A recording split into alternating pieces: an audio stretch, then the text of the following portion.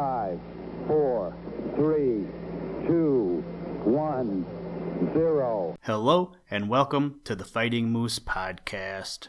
I'm your host and narrator, Jason Hendrickson. This is a podcast where I retell stories, some fictional and some historical, that can be enjoyed by people of all ages. So the other night, as John was finishing a story, I asked him what he wanted me to do for today's story. He requested a dog story, so I tried to find one about Bowser the Hound, but I was unsuccessful. Instead, I searched the database for the word dog and found today's story, which comes to us from the Brothers Grimm and is titled The Dog and the Sparrow.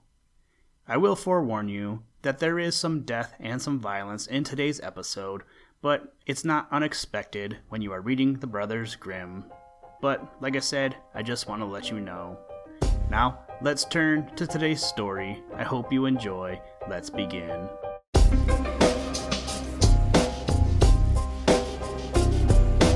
Liftoff. We have a liftoff. We choose to go to the moon in this decade and do the other things, not because they are easy, but because they are hard. The Dog and the Sparrow. A shepherd's dog had a master who took no care of him, but often let him suffer the greatest hunger. At last he could bear it no longer, so he took to his heels, and off he ran in a very sad and sorrowful mood. On the road he met a sparrow that said to him, "Why are you so sad, my friend?" "Because," said the dog, "I am very, very hungry and have nothing to eat."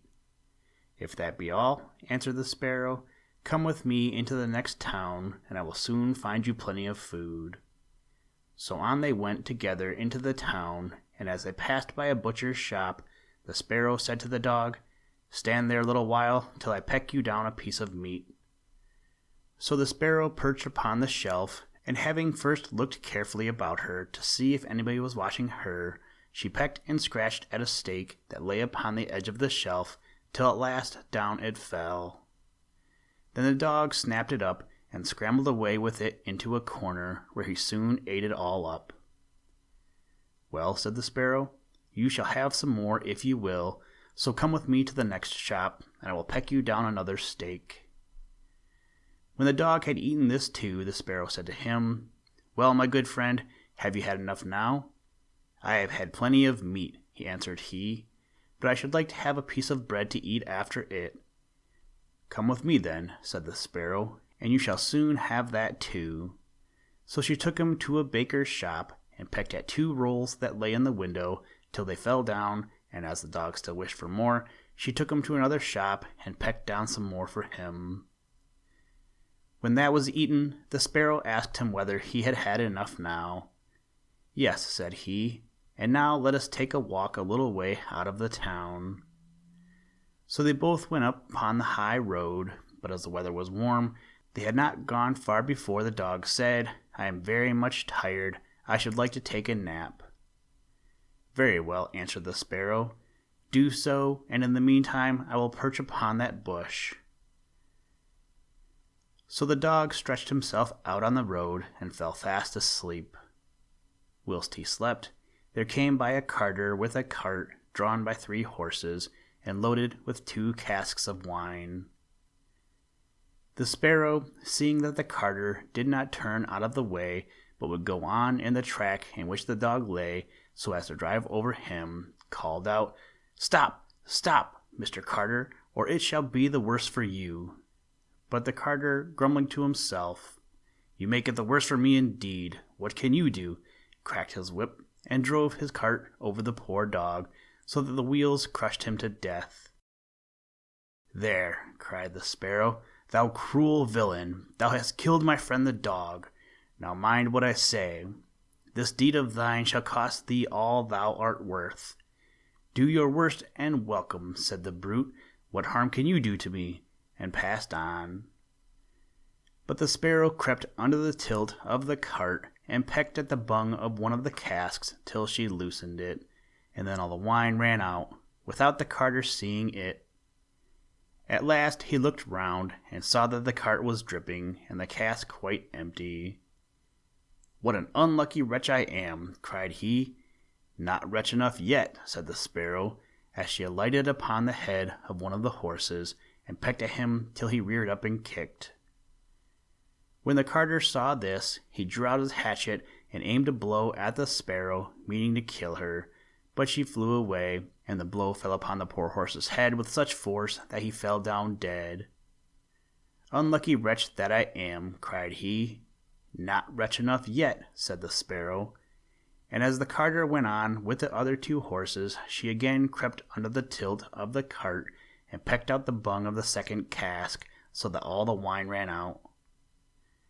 When the carter saw this, he cried out again, "Miserable wretch that I am!" But the sparrow answered, "Not wretch enough yet," and perched on the head of the second horse and pecked at him too.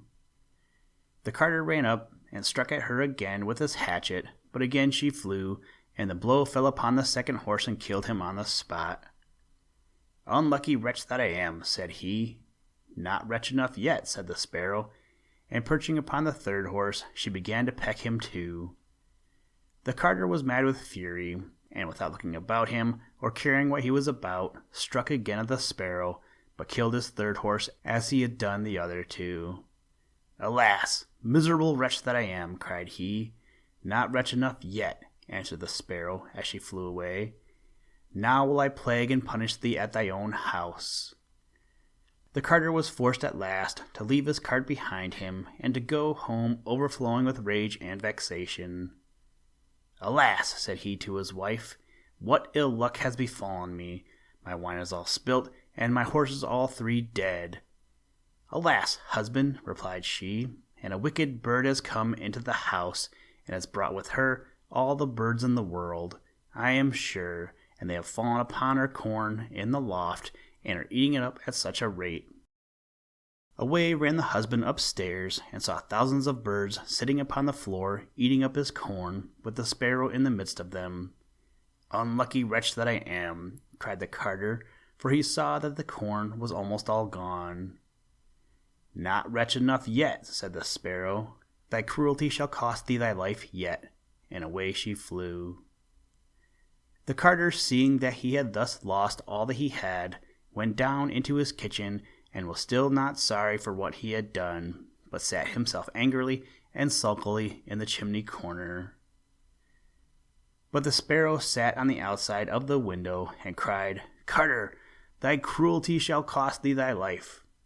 With that, he jumped up in a rage, and seized his hatchet, and threw it at the sparrow, but it missed her, and only broke the window.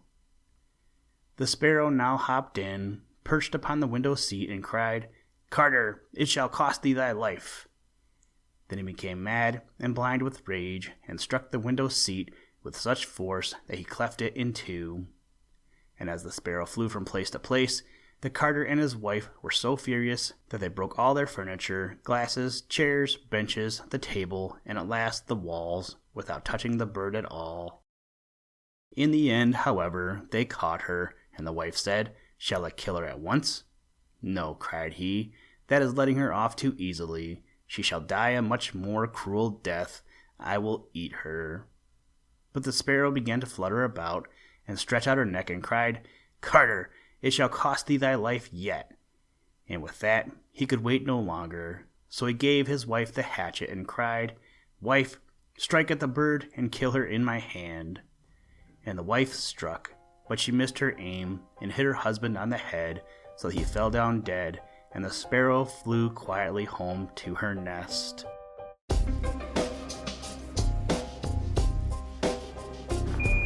Houston, Tranquility Base here. The Eagle has landed.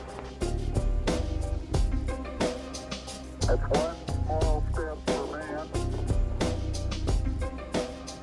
one giant leap for mankind. Thank you for listening to this episode of the Fighting Moose Podcast. Please join us next time as we read another exciting story.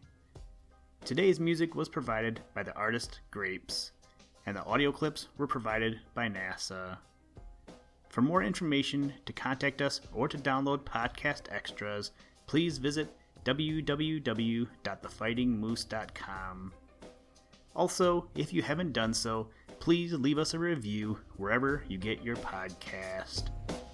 Thank you for your patronage, and as always, try and do a random act of kindness every day.